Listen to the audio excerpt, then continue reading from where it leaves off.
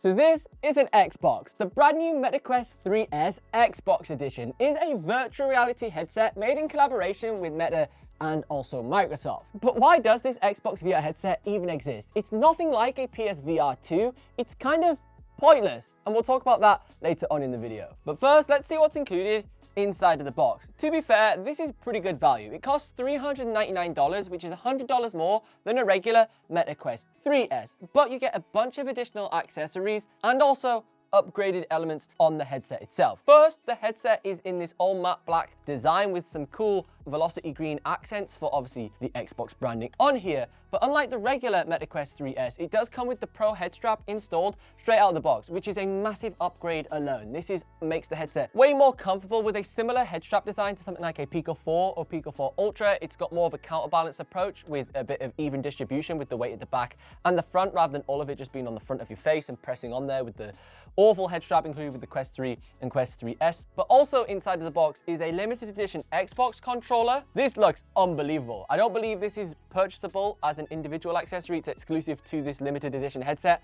They claim this is a limited edition headset, but they're probably just going to mass produce these things, let's be honest. I don't think there is a specific number as to how many units they're actually making. They're going to make as many as they like until they hit their sales targets, let's be honest. So I'm sure you're going to be able to pick one of these up quite a bit of time. You can see all these beautiful little Xbox velocity green accents on here. It's very classy and pretty simple. In fact, this should just be the standard controller that comes with your Xbox anyways. The same design is also present on the actual hand tracking controllers. Originally in the leaks and rumors, these were actually not meant to be included in this bundle, but it turns out in the final production models, they have included them. Also in the matching black to go with the headset, these also look pretty great. Everything about this headset is exactly the same as the regular MetaQuest 3S available in white. It's got the same processor and also the same Fresnel lenses. Unfortunately, it doesn't have the pancake lenses like on the Quest 3S, so you will have slightly worse image quality and lower resolution displays because it is the much cheaper headset spec. Considering the price is $399, this headset is definitely worth it over the regular MetaQuest 3S. It's $100 more, you get the Elite head strap upgrade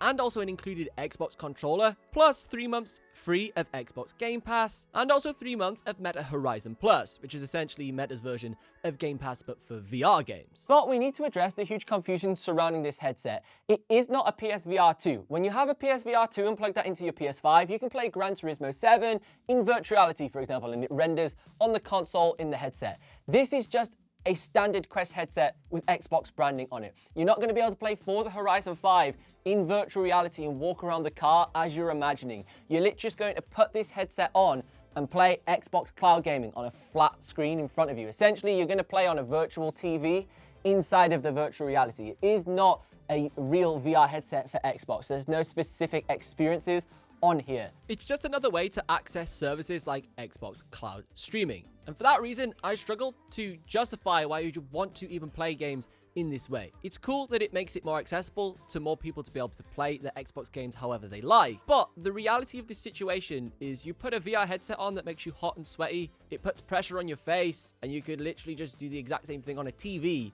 and buy an Xbox Series S or even Series X for the same price as this headset and render the games locally in 1440p or 4K and have a way better experience because it's so heavily reliant on how good your Wi-Fi connection is, and it doesn't really offer anything unique that you can't just get in the real world anyways. Which is where I'm seeing a lot of confusion in comment sections. People are like, oh my word, I'm going to be able to play Forza Horizon 5 and walk around the car and check out all of the details.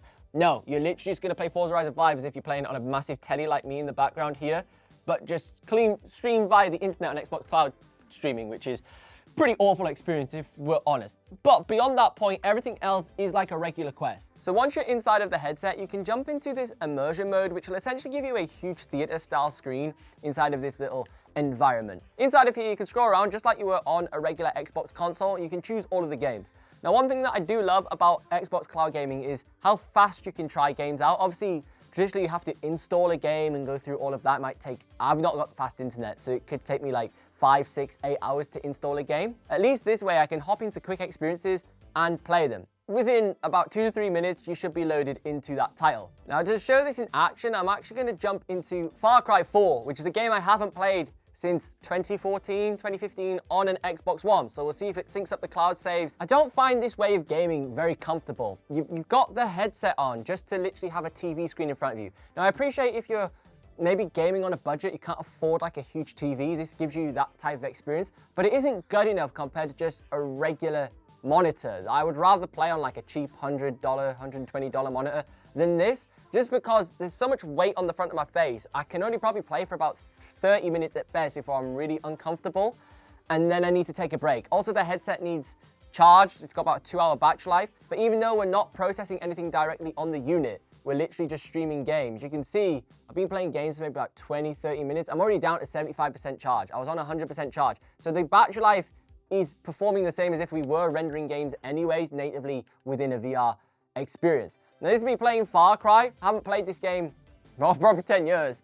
And it's picked straight back up where I last played it, like 2014, with an Xbox Cloud saves, and it's performing great. The problem is, I've got this huge display, and the low resolution display on the Quest 3S, it's sort of like putting a plaster over the issue. Because I haven't got very fast Wi-Fi, it's not going to be rendering at 4K or anything crazy like that. It's like probably sub 1080p. Then because these screens are such low resolution, it sort of disguises the fact that the image quality isn't amazing anyway, so it means it's probably rendering at 720p for all we know. It looks like an Xbox 360 game, if I'm brutally honest. The latency is noticeable, and it's probably more noticeable because of the VR headset, because the screen's so big, and you're looking right, like you're literally feeling the motion delay from the controller and actually clicking into things, whereas obviously normally it might be disguised a little bit because you're playing on an iPad or a Backbone or something like that where you're streaming, so you can get away with that.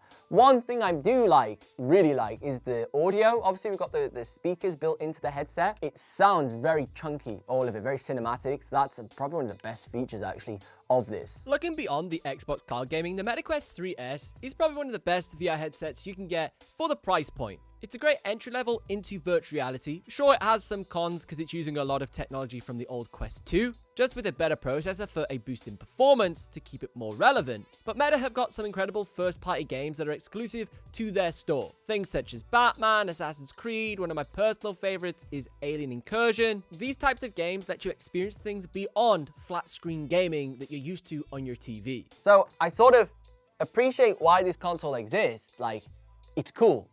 You get the best of the VR world in a headset, and then also you can play some Xbox games on there if that's what you want to do. But as your primary one and only device that replaces your video game console so you don't even need an Xbox anymore, it's kind of not really what Xbox is trying to sell you in the marketing. This is not an Xbox. It's a MetaQuest 3S. Which just doesn't really make it an Xbox VR headset. It's still just a Quest 3S that comes installed with Xbox Game Pass on, basically, which you can just do on this by going to the Meta App Store. But if you want to see some of the best virtual reality headsets that you can buy right now, you should check out this video next, because if you like this, you'll like that.